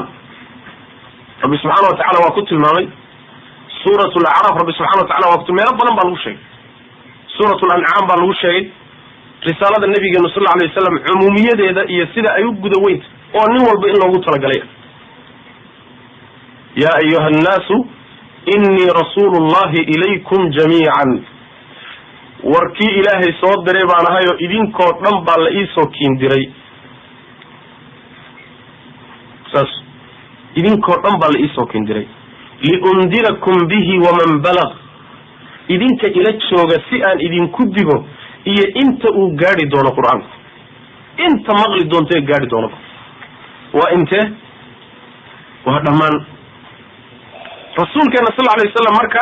bucisa ila alaxmari wa ila alabyadi wa ila alaswadi jamiican ka madow midka cad iyo midka cas intaba waa loo diray rasuulkeena sal alay wasalam xadiidka jaabir ee saxiixaynka ku yaalla wuxuu leeyahay wakana annabiyu yubcathu ila qawmihi khaasatan wabucistu ila annaasi kaafatan bu nabi sal alay wasalam rusushii hore aniga iga horreysay rasuulka tolkii un baa loo diri jiray dad khaas risaaladii nebi ciise khaas bay ahayd tii nebi muusena khaas bay ahayd dad gooniyaa loo diray laakiin risaalada nebi maxamed salawatu rabbi wasalaamu aleyh wuxuu leeyahay wabucistu ila annaasi kaafa dadkoo dhan ba aniga laysoo diray bu nabi salawatu rabbi waslamu aleyh mashriq iyo maqrib khalqiga degan nebi maxamed baa rasuul u ah salawatu rabbi waslamu aleyh bacda bicsatii markii ilaahay uu soo diray kadib wixii ka dambeeyey risaaladiisaasaa u wada taal waaka nabigu uri sal alay wasalam nin kasta oo maqla buu nabi uri sal alay wasalam nin kasta oo imaqla oo yahuudi ama nasraani ama kayrkood ah oon i rumaynin naartuu geli buu nabi uri salawatu rabbi waslamu aleyh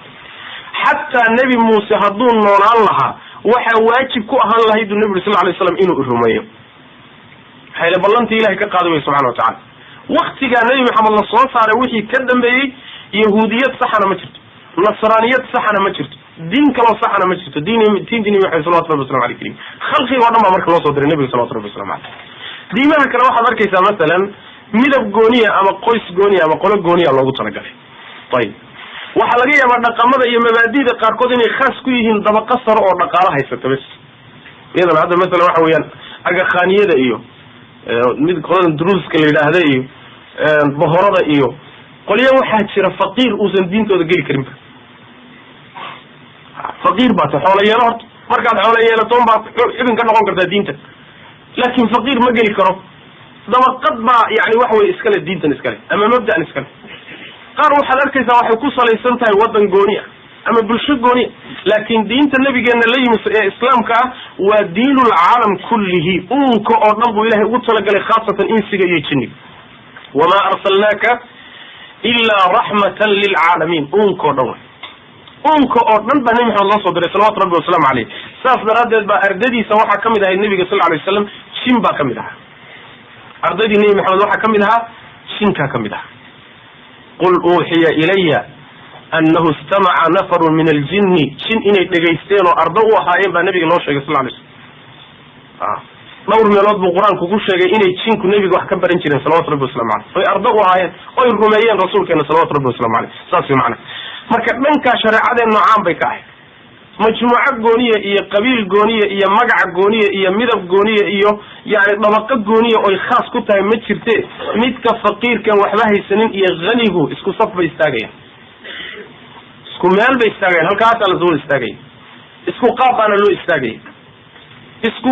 mashaariic iyo waajibaad baana wada saaran saas midka naafada iyo ka kaleeto sidoo kale midka cas iyo ka madow midka qabiil ka dhashiy ka kale kulligood waxa weeye annaasu sawasiya dadku waa simayi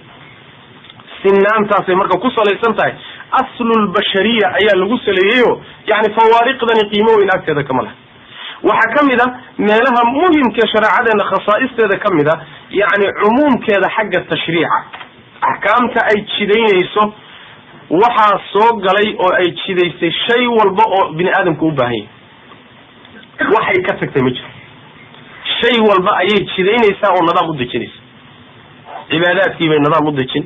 mucaamalaadkii bay nidaam u dejin qoyskii bay xeerkiisii dejin yani dhaqaalihii bay u dejin nidaam u dejin dawladdii bay nidaam u dejin mujtamacii iyo qaabku u xidhiiri lahaa bay nidaam u dejin yani dawladdii iyo xidhiirkeedii dibadda ayay xataa nidaam u dejin ciidanka iyo qaabkiisii bay nidaam u dejin haba yaraatee hal qodob oo diintu ay dhaaftay ma jiro shay aynan ka hadlin oo nidaamka ugu qiimo badan aynan u dejinin maba jiro waa cajiib 1400 oo sano ka hor buu nidaamkani saa kusoo degay ilaa iyo maantana wax laga bedelay iyo qodob dib loo fiiriyey iyo qodob inta cid loo bandhiga ay saxeeni ma jiro baynama bini aadamka aad arkayso shalaysa baarlamaanku qodob ku dejiyey dhowr sano iyadoon kasoo weyn baa arkaysa iyadoo laga doodahayo la bedelayo sababtu maxay tahay sababtu bini aadamku wuxuu wax ku dhisay oo lagu dejiyey qodobkan maalinkaa wixii taagnaa laakiin waxa soo socda kamayna warhaynin sooma wixii baa isbedelay waxayna markaa ka warhaynin baa dib ka yimid wixii in la bedelay noqoto dib loogu noqdo laakiin rabbi markuu sharcigan dejinahay wuxuu ogaa wixii tegay wixii markaa taagan iyo waxa soo socda intaba uu ogaa sooma cilmigiisaasuu ku saliyey rabbi subxaana watacaala iyo xikmadiisa buu sharcigan ku saliyey waxba marka lagama tegin wax laga tegay ma jiro rabbi subxaana watacaala qur-aanku ku sheegay wanazalna calayka alkitaaba tibyaanan likulli shay wahudan waraxmatan wabushra lilmuslimiin qur-aankan kugu soo dejinay kitaabkan isaga oo cadayn ah shay walba cadaynaya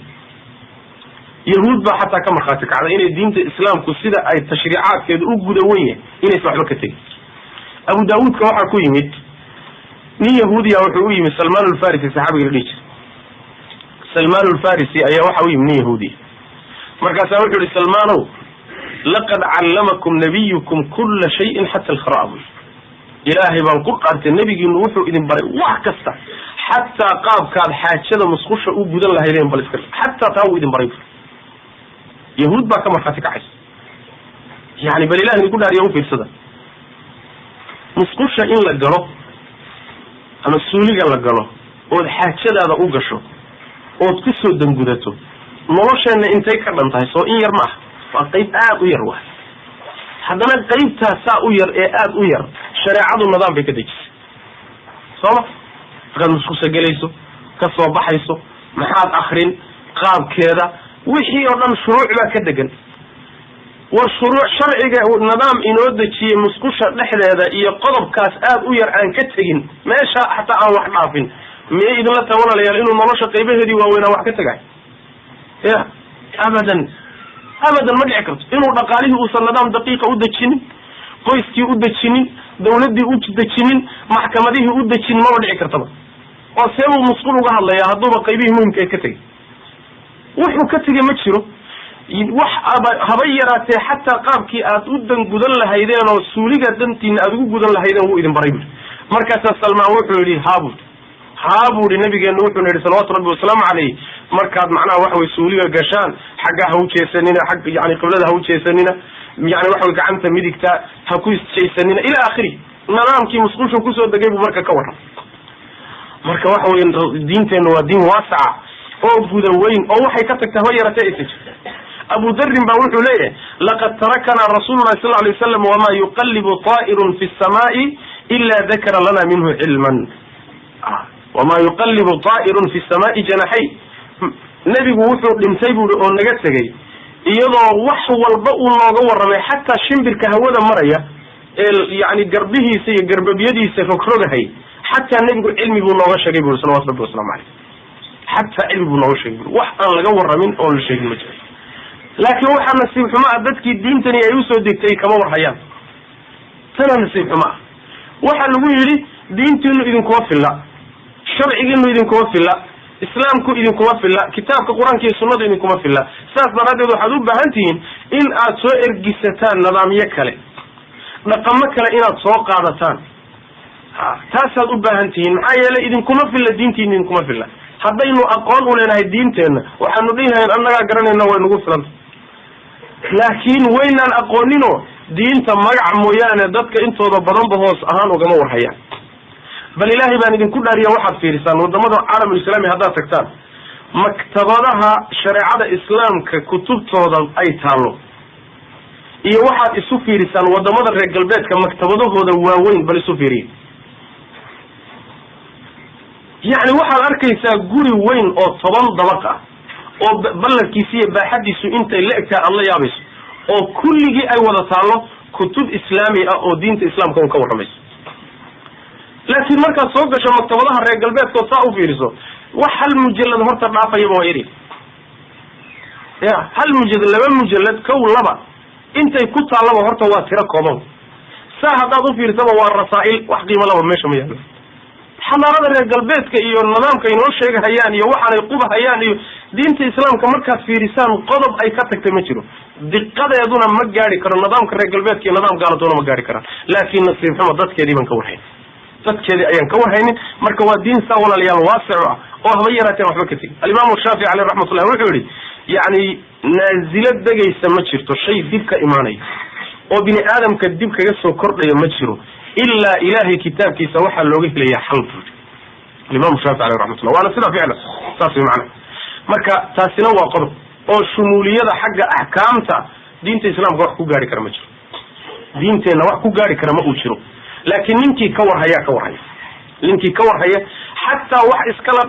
نافع علماء وحي فرضيان وحيالا أن لعن أي لهذين ساس هدي لعضو وإساس نقطو اتماد ساء يساء اتمادو ساس هذي تماطو حكمك كقلن كرم حوي وحيالا حتى أن شرب أن وقتك إيمان مثال بان مثلا نسينا يا علماء وحي فرضيين مثلا بنك عرفة مركز للتاجين علماء هو وحي كعب لنا ويلاهدين هدون من هوذا بنك عرفة استاجو هوذا إذا هدو استاجو غاص بوصل وصل دقيم بقى من كلا إيمان بقى عرفة استاج جدي ما كان عيب مسوي حلقة سوق هذا يقولوا سنستاج يا وقت اللي صار هايين علماء ديارات متشر هليكوبتر لمتشر ما أنت وحاتمد إن طبنك عرف كرك هذا الديارات اللي هو استاجوا ومدلة هاجنا هذا اللي يسكن نخل كورمين كسي عند العلماء الإسلام أنت صبقوا الصلاة كورب كسي عندهم يعني وحيانا غريب والله يا بس إلهامات كإله سبحانه وتعالى والعلماء كل إلهامنا والله يا بس maxay yeelay asraarta shariicada rabbi subhanahu wa ta'ala waa intay dhex galeen baa waxyaalo fara badan oo yaani ayna gaari karin bini aadan caadi ah buu ilaahay u furaya subhanahu wa ta'ala marka shariicada noocaas aan haysanaayo waxaan u baahanahay kale uusan jirin nidaam kale uma baahnin ergiso uma baahnin nidaam ingiriis uma baahnin nidaam maraykan uma baahnin nidaam faransiis uma baahnin xeer jajab uma baahnin waxaan wax uga baahanahay ma jiro ilaahay oo yaani dhamaystiran baa meesha noo yahay oo qodob kasta xusay oo tilmaamay macna طيب خصائص شرعنا waxa kamida خصائص شرعنا waxa kamida oo macnaha waxa way runtii mudan ayadana in la xuso shariicadanu kamaalkeeda dhamaystirnaanteeda waxa kamida inaysan aqbali karin in wax lagu siyaadiyo ama wax laga dhimo yaani in wax lagu daro ama wax laga dhimo ma aqbali karto اليوم أكملت لكم دينكم وأتممت عليكم نعمتي شيء هدو دميسترين ياهي ما إلا دميسترو باين والبوحة مال wax laga soo miyulay maya shariicada islaamku waa baxsantay wala dib ka yimaada ama baarlamaan ama yaani waxa weeye majaalis tashriic waxay dhahan ama dawlad dib intay ka timaado wax ka ku kordhisa ama wax ka dhintay ma jiri karto waa buuxa ilaahay baana buuxiyay subhanahu wa ta'ala tas wax laga dhigi karo waxna lagu masiyadi karo الإمام مالك عليه رحمة الله أي وحول آيات اليوم أكملت لكم دينكم وحول من ابتدع بدعة في الإسلام فقد ادعى بأن محمدا قد خان الرسالة ننتي دينة الإسلام كنتو تشيب كيسو حكالي ما دو قصة ضع وحول الشاكتي يقول إنه نبي محمد إله فرينتي في خيامي وصدي لي ربي وصندت وصو قارسين سبب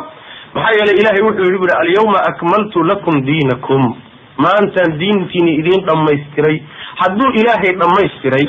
أدوكنا الله به وحبان كدريا حد وحبان كدريا بمعنى وحبان كدمون صح وحبان كدريا بمعنى ويدمون تهي وألنا قرآن كوحكوين ويدميستران تهي معناها وحا صوب حيث الله دميسترنان بو كسو دجيي لكن كدكي أينو كسو قاديو نبي محمد أبان سيدي لنبي أكينين صوصاسي كما دميس waxay imaanaysaa marka inaad tuhunsan tahay nabi maxamed sallallahu alayhi wa sallam ninkii hada diinta nabi maxamed waa kala dhimanta waxbay u baahan tahay in lagu daro ama laga dhimay nabigii ayuu tuhmay oo khiyaano ku tuhmay sallallahu alayhi wa sallam saasuu imaam Malik alayhi rahmatullah marka diinta islaamku in wax laga dhimay uma ay baahan mana aqbali karto in wax laga dhimo in wax lagu siyaadina ma aqbali karto waxa kamid ah walaal khasaa'ista diinteena ay leedahay waxa kamid ah oo lagu gaari karin diin kaliya mabda' kalena uusan kula mid ahay waxa kamid ah cid kasto xaq lahaa bay xaqiisa siisa cid kasta oo xaq leh ayay xaqiisa siisay xuquuqdii bay qaybisay xuquuqdii mid kasta oo khalqiga kamida ama khaaliqa xaqiisa ayay siisay allihii khalqigan abuurtay xaq buu leeyahay xaqiisii bay siisay makhluuqaadkan faraha badan mid walba xaq buu leeyahay xaqiisii bay siisay kasoo bilow rasuulka sal alay wasalam xaqiisii bay bixisay allah xaqiisii bay diintu meel dhigtay xaqii rasuulka salawatu rabbi wasalaamu caleyh waalidiintii bay xaq u dejisay yani waxa weye labadii isqabay bay xaq u dejisay oo mid walba xaq saartay caruurtii baa xaq la saaray waalidkii baa xaq la saaray ilmihiisa loo saaray bulshadii dhexdeedii baa xaq laysu saaray kii madaxda ahaabaa xaq la saaray oo raciyadiisii xaq loo saaray raciyadii baa xaq la saaray oo loo saaray macnaha kii maamulahayay soo maartan xataa wax kale iska dhaafay xad waxay u gudubtay la yidhaahdo xuquuqda ay leeyihiin kuwa aan muslimiinta ahayn xuquuq intee la-eg bay leeyihiin kuwa xataa gaaladeen muslimiinta ahay midka kula dagaalamaya midka heshiiska kule ee ballantu idinka dhaxayso xataa bini aadamka dhan intay dhaaftayba shareecadu waxay gaadhay makhluuqaadka iyo noolaha kale xayawaanaadka iyo cayayaanka iyo xaq intee la-eg bay leeyihin shimbiraha xuquuqdoodii bay u gudubtay xuquuqdii xataa waxa weeyaan quraanjaday u gudubtay xuquuqda waxay u gudubtay xoolaha nool bay u gudubtay ila akhiri ila akhiri heer waxay shareecadu gaadhay ay tidhaahdo yani ay ayaa inta la waraabiyey baa janno lagu galay marka rasuulkeena salawatu rabbi wasalam xadiidka saxiixa haween zaaniyad ah oo haweenkan jidhkooda ka ganacsada kamid ahay baa waxay soo martay meel dar a leefleefahay ceel darkiisu leefay waa oomay markaasa intay ceelkii qufkeedii siibtay oo ceelkiiba soo dartay biyihii bay waraabisay allah ku shukriyey haweentii zaaniyadda ahayd ee eyga waraabisay waraabintii ay waraabisay buu alla ugu shukriyey jannaduna ilahay ku geeyay subxana watacala waa loogu dambi dhaafay macnaha waxa weeyaan waa ka nabigeenu oray sal alay slam fi kulli kabidin ratbatin sadaqa buu nabi sal alay slam beer kasta oo qoyanoo nafi ku jirtaay wixii aad ku bixiso sadaqaad ka helaysa haweenaydii bisada intay qadisay meel ku xidhay ee saa ay ku dhimatay nebigu wuxuu yihi waa loo cadaabay bisadii daraaddeed bay u cadaabantay ay cadibtay oo nafta ay yani waxa wey gaajada u dishay markii xoolaha la qalayo nebigu wuxuu yihi sal alay wasalam birta hortooda ha ku seefaynina ha ku soofaynina bir aan af lahayna xoolaha ha ku gawricina gawricu hadduu laazim noqday uga raaxeeya buu rasulku yuri salawatu rabbi waslamu caleyh shareecadeenu xuquuqda xataa xoolaha iyo xayawaanaadka iyo noolaha iyo shimbir nebigu wuxuu arkay sal alay wasalam dulduulays markaasa oo macnaha waxa wey ilmaheedii laga qaaday ukunteedii baa laga qaaday markaasuu nebigu wuxu yuri sal alay wasalam yaa ilmaheedii ku argagixiyey ha loo celiyo buu nebigu yuri salawatu rabbi waslamu caleyh marka xataa xuquuqda xayawaanaadka iyo xasharaadka iyo saasa ilahi subxaana watacala u jidaynaya waa ka xadiidkii saxiixa nebigu sal alay wasalam odhanaya yani nebi ambiyada ilaahay kamid a ayaa meel joogay waxaa qaniintay quraanjaa qaniintay quraanjadii markay qaniintay baa degmadii quraanjadu deganayd oo dhan buu gubay markaasuu rabbi u waxyooday subxana watacala nebigii waa loo xiyooday rabbi wuxuu yihi anqarasadka namlatun ma inay hal quraanjaa ku qaniintay darteed baad ilaahay khalqi dhan oo khalqigiisa kamid oo tasbiixsanayay baad u halaagtay miya xataa waa quraanjadii ya inagu waxaa laynagu sheekeeya yani xuquuq wax la yidhaahdo xaq reer galbeed un baa yaqaana soomaalia soosaa laynagu wadhi waa inay naga dhadhacday so laakin shareecadeenu siday xuquuqda u qiimaysay say u ratibtay ma naqano ma garanayo diinteenu marka waa diin lxuquuq nabigeena salawaatu rabbi wasalaamu aleyh xadiis saxiix ayaa wuxuu ku leeyahay ina allaha acطaa kula di xaqin xaqahu falaa wasiyata liwaris allah subxaana watacaala cid kastoo xaq lahayd xaqiisii buu siiyey xadiidkii abudarda iyo salmaan baad garanaysaane bukhaari muslimka ku yaalay abudarda iyo salmaan buu nebigu walaaleyey salawatu rabbi wasalamu aleyh markii madiine la yimid abudarda nin zaahidaho wuxuu ahaa cibaado badan oo taqwo badan salmaan baa wuxuu soo booqday walaalkii abudarda gurigii markuu yimid wuxuu arkay xaaskii oo iska basaasan oo iska dactaraysan oo iska rafaadsan oo aad moodaba naag ninkeedii uusan joogin umadarda markaasuu yihi umadarda maxaa dhacay waxay tihi walaalka abudarda wax uu dan ka leeyahay adduunyada ma jiro nin adduunyaba usoo jeeda ma aha maalin oo dhanna waa sooman yahay habeen oo dhanna salaad buu taagay saas daraadeed danba nagama le wey wax dan oo uu naga leeyahay ma jiro markaasaa maalin maalmaha kamida Abu Salman ayaa Abu Darda guriga ugu yimid guriga markuu ugu yimid qadu u sameeyay qadadii markuu soo dhigay buu cun Abu Darda waa oranay rasuul ila cun waan soomanahay wala inaan cunin buu ila adala cun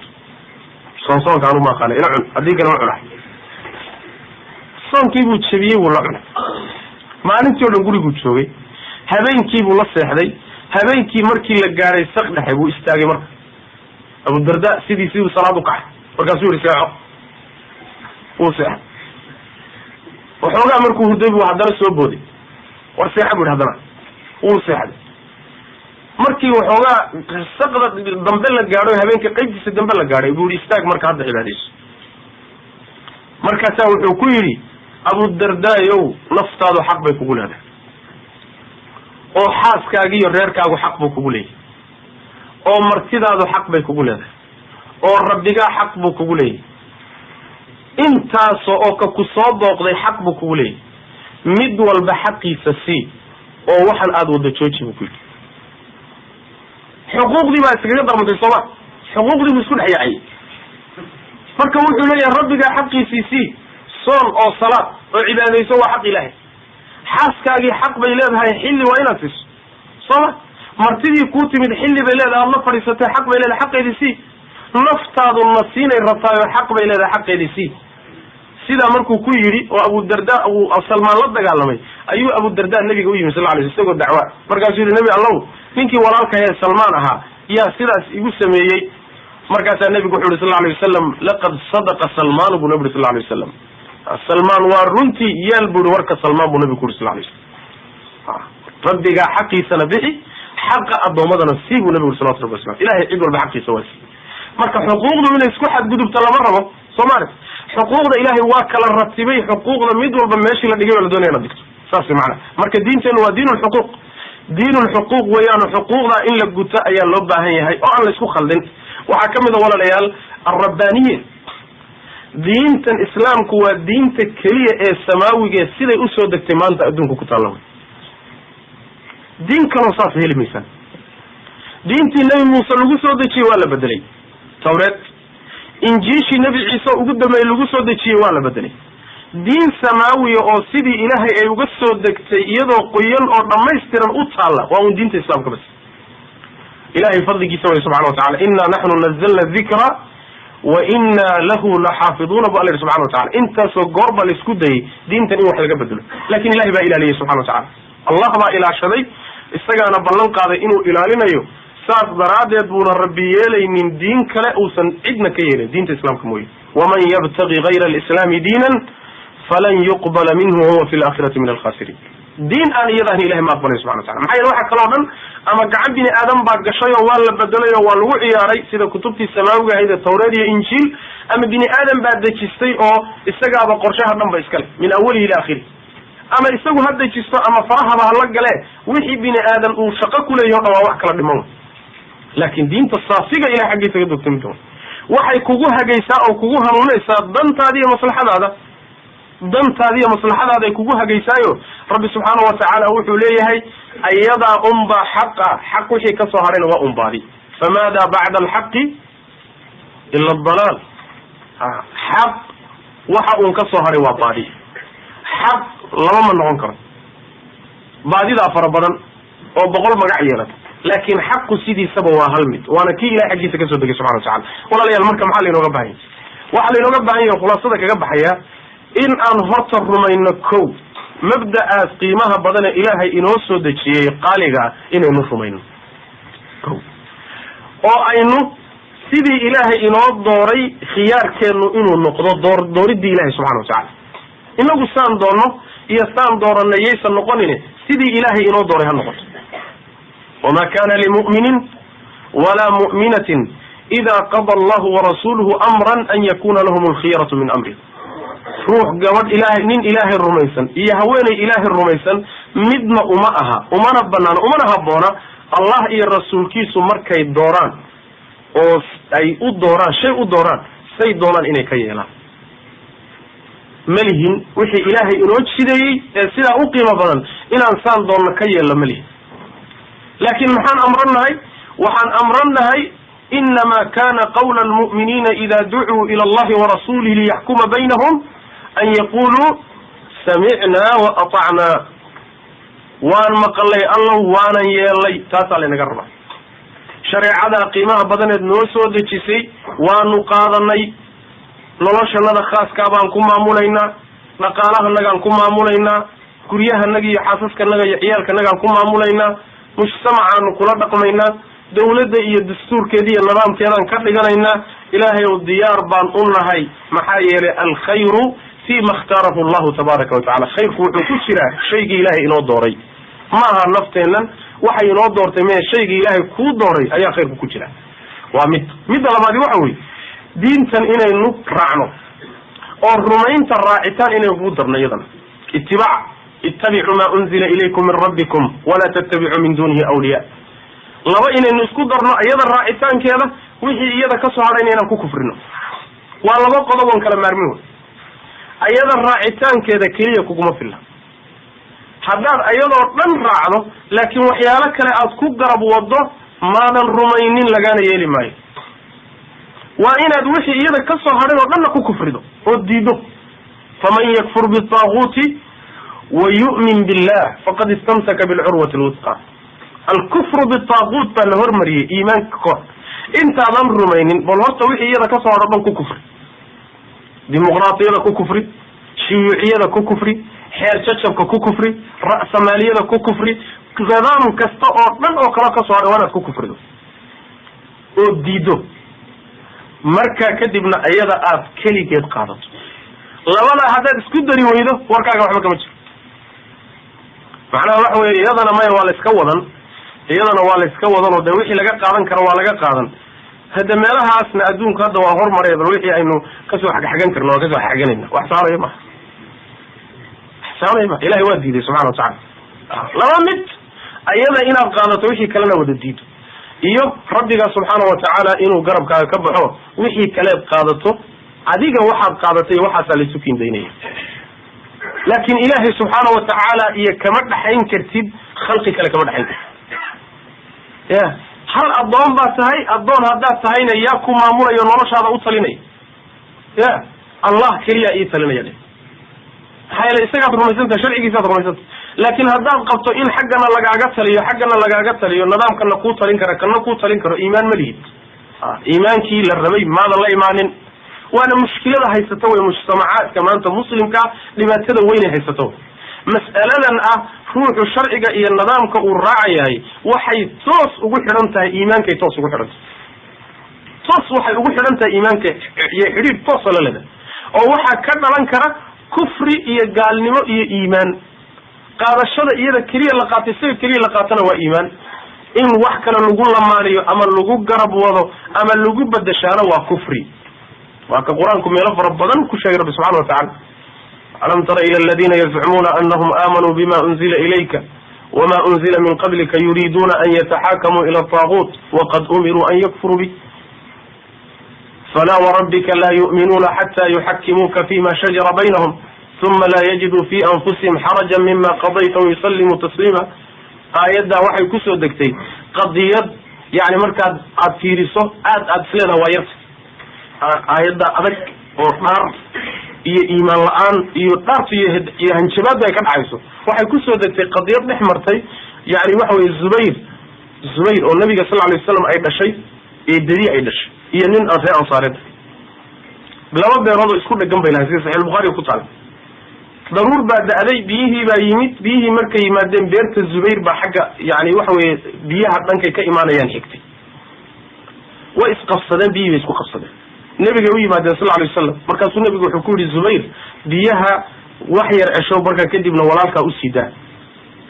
ninkii reer ansaareed baa xanaaqay oo wuxuu yihi ankara bna camatik ma waxaad saa ugu eexanaysaa ood u yeelaysaa nebi maxamedow calashaani yani eedadaa baa dhashay soo maha calashaani eedadaa baa dhashay markaasuu nabigu wuxuu ku yiri sal lay slam zubayrow biyaha cesho bu ku yidhi ilaa ay gaadhaan meesha mooska somada mooska ilaa ay gaadhaan cesho buu ku yidhi markaa kadibna wixii zaa'ida usii daa ayadana marka soo degtay falaa warabbika rabbigaa baan ku dhaartay maynan rumaynin ilaa waxa dhexdooda yimaada ay adiga ku keenaan oo markaa kadibna xukunkaaga iyo markaad garta guddoomiso ay ku qancaan oo raalli ku noqdaan ay u hoggaansamaan ilaa intaa laga helo iimaankay sheeganaya waxba kama jiro burbur subxana watacaala waa qadiyad beer laysku qabsa ma aha dastuur iyo maxkamado iyo dawlad iyo arrimihii dibadda iyo ciidan iyo yacni nidaam dhan oo la bedelo oo isagii oo dhanba ki ilaah inta meesha laga saaro ku kalasan lasoo gashada maaha waxa laga hadlaya qadiyada aayaddu ay kusoo degtay waa hal xugum oo rasuulku qaatay salawatu rabbi waslamu caleyh ninkii saxaabiga ahana waxoogaa uu bogi waayey taasay aayaddu kusoo degtay lagu cananay hawshaan maaqma walaalayaal marka wax inoo dhaama haba yaraatee haddaynu kor u boodno hoos u boodno wax inoo dhaama heli mayno mabaadida kaleo dhan marka hal lagu kufriyo taa ilahay hala qaato subxana watacaala hana lagu sabro oo diinta ilaahay subxaana watacaala iyo mabda ilahay ina siiya aynu ku sabrino marxaladaha qaarkood baa la marayaa waxoogaa cidhiiri baa la gelayaa khaasatan maantoo kale waxaynu ku jirnaa marxaladii nabigeenu tilmaamay salawatu rabbi wasalaamu caleyh ina alislaama bada'a gariiban wasayacuudu gariiban fatuuba lilghurabaa bu nabri sal lay slm islaamku wuxuu bilowday isagoo qariib ah oo adduunka dhan la dagaalsan yahay oo nebi maxamed keliya taa salawatu rabbi waslamu caleyh soma wuxuu ku noqon doonaa qariibnimadii buu ku noqon doonaa bu rasulku uri sal lay slam marka qariibnimada uu ku noqdo aakhiru zamaanka wey markaa dadka la qurbooba oo ku dheganaada oo aan ka fuqin dadkaasaa janno iskale buu nabigu uri salawatu rabbi waslamu caleyh dadka la qurbooda marka diintii haddii laga tegay dadkao dhan hadday diinta ka tagaan adii keli kusoo soo ma rumaysin ila xaq tahay dawladihii baa ka tegay mujtamacaadkii baa ka tegay adduunka o dhan baa kasoo horjeeda keligaa ku dheganow soo saas ma rasuulkeena wuxu uri sal alay wasalam waxaa imaan doona wakti ruuxa diintiisa haystaayo uu la mid noqon doono sidii ruux dhimbil dab a gacanta ku hayo o kaleeto muddo intee leeg baad dhimbil dab ah aad gacanta ku hayn kartaa ya soo muddo yar ma dhimbil dab ah haddaad tuurtana waa dab la-aan haddaad haysana waa kulayl diintu maanta waa dhimbilkii dabka haysa haddaad tuurtana waa diin la-aan haddaad haysana waad guban soo ma oo yani waxa wey dhib baad ku haynaysa marka dhibka ku haya dhimbisha ha tuurina dhibka ku haya oo macnaha waxa weyaan adigoo diinta ilaahay ku dhegan subxaana watacaala sidaana u rumaysan maalintay jaanis kuu soo martana nina uga abayeeli haddaad ugaas noqoto rag badan baa ugaasi noqday waayahan dambe haddaad ugaas noqoto reerka ku dabaq soma haddii waa jago wey haddaad ugaas noqoto waa inaad reerka xeerkiisa bedashood u bedasho diinta ilahi subxana watacala oo soo hadda ma dhicin reeran soomaaliyeed ilahi subxana watacala khayra siiye qoysas baa xeerkoodii intay bedeleen bay diinta islaamka ka dhigeen soo maartaan haddaad meel guddoomiye ka noqoto degmo aad ka hesho jaaniskaa ka faaidayso xataa maalmo kadib aan lagu caydhiyo soma maalmo kadib xataa waxooga ha laga kala tuuro sidii dhaalibaan oo kale dhaalibaan soo maalmo mayna ku raaxaysan saasaa la rabaa dhaalibaan maalmay ka noolaadeen oo asnaamtii jajabiyeen oo dumarkii xijaabeen soomali marka maalin jaanis markay kuu soo marto mabda aad rumaysan tahay waa inaad taxqiijiso haddaad aragto dad u sacyinhayo arrintaa dadaalkeeda ku jirana waa inaad isgarab taagto soo saas ma dhaqaalahaaga iyo naftaadi iyo xoolahaagi iyo waa inuu halkaa jidku inoo noqdo nin kasta oo mabda'a la dagaalsanna waa inaad collata walow walaalkaa kula dhashay hanoq biidn illahi tabaaraka watacaala darsigeena habeen dambaba wuxuu noqon doonaa yani qodobkaas mid ku saabsan buu noqon doonaa insha allahu tacaala bayna alqabilati walqabaliya ayuu inoo noqon doonaa biidn illahi tabaaraka watacala intaasaan kelimadii kusoo gaabinaya hada wabillahi tawfiq sala allahuma wasalam ala nabiyina muxamedin wala alihi wasaxbi wasalam